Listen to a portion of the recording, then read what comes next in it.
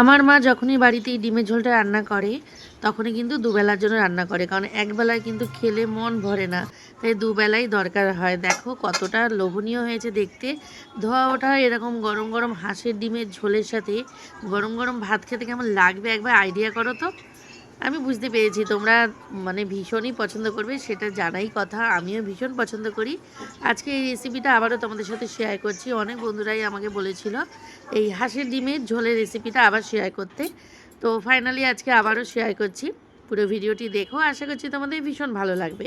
সবার প্রথমে দেখো এখানে হাঁসের ডিম সিদ্ধ করে নেওয়া হয়েছে, আর এখানে আলুটাও কিন্তু বড় বড় করে কেটে একটু সিদ্ধ করে নেওয়া হয়েছে।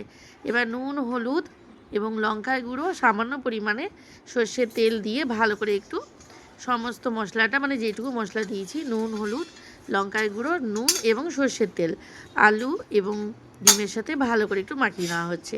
সর্ষের তেল গরম বসিয়ে দেওয়া হয়েছে, রান্নাটা সর্ষের তেলেই হবে।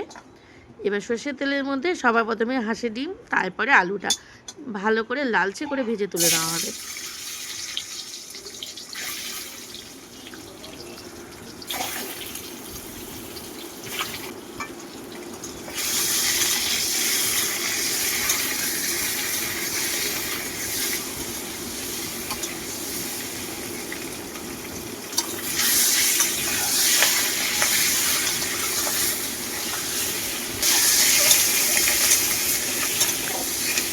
দেখো ডিমটা কিন্তু খুব সুন্দর লালচে করে ভাজা হয়ে গেছে।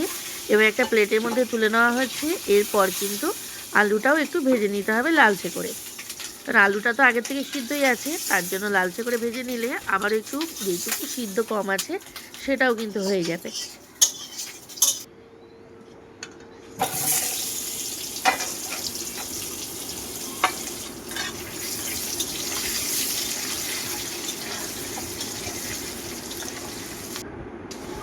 দেখো বন্ধুরা আলুটাও ভাজা হয়ে গেছে, এবার আলুটাও কিন্তু এই ডিমের প্লেটের মধ্যে তুলে নেওয়া হচ্ছে।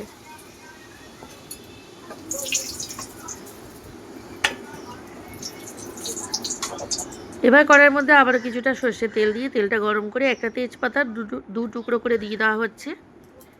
দিয়ে দেওয়া হবে হাফ টিস্পুন সাদা গোটা জিরে। ফোড়নটা যখন একটু ভালো করে ভাজা ভাজা হবে, খুন্তির সাহায্যে তেলের মধ্যে একটু ফোড়নটা মিশিয়ে নেওয়া হলো। এবার দিয়ে দেওয়া হবে কুচি করে রাখা পেঁয়াজ।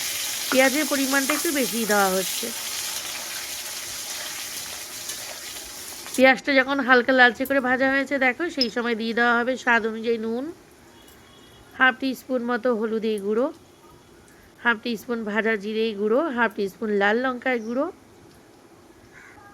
1 টিস্পুন আদা বাটা, 1 টিস্পুন রসুন বাটা, আর আদা রসুনের বাটিটা ধুয়ে যেটা পেস্ট করে রাখা হয়েছিল সামান্য পরিমাণে জলও দিয়ে দেওয়া হলো। মশলাটা এবার ভালো করে কষিয়ে নিতে হবে যতক্ষণ না মশলার থেকে ভালো করে তেলটা ছেড়ে দিচ্ছে। দেখো বন্ধুরা মশলাটা কিন্তু খুব সুন্দর করে কষানো হয়ে গেছে। এবার ডিম আলুটা দিয়ে দেওয়া হবে এই মশলার মধ্যেই।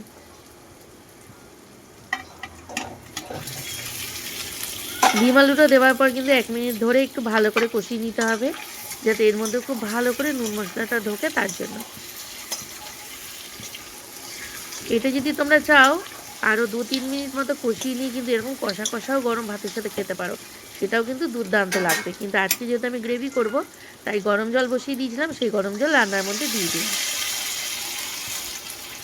এবার খুব ভালো করে নাড়াচাড়া দিয়ে দেবো, আর কিছুই করার নেই, শুধু ঢাকা দিয়ে রেখে দেবো 5 থেকে 6 মিনিটের জন্য। গ্যাসটা কিন্তু পুরো জোরেই থাকবে। ঠিক 5 থেকে 6 মিনিট পর ঢাকনাটা সরিয়ে দিচ্ছি। এমনিতেই গন্ধে বাড়িতে পুরো ময়ময় হয়ে গেছে। হাঁসের ডিমের ঝোলের গন্ধ জানো তো কতটা ভালো লাগে। আমি কিন্তু গরম গরম ভাতও বসিয়ে দিয়েছি। সামান্য পরিমাণে গরম মশলার গুঁড়ো ওপর থেকে ছড়িয়ে দেবো, তাহলে খেতে ভীষণ টেস্টি লাগবে। গরম মশলার গন্ধটা ভীষণ ভালো লাগে ডিমের ঝোলের মধ্যে।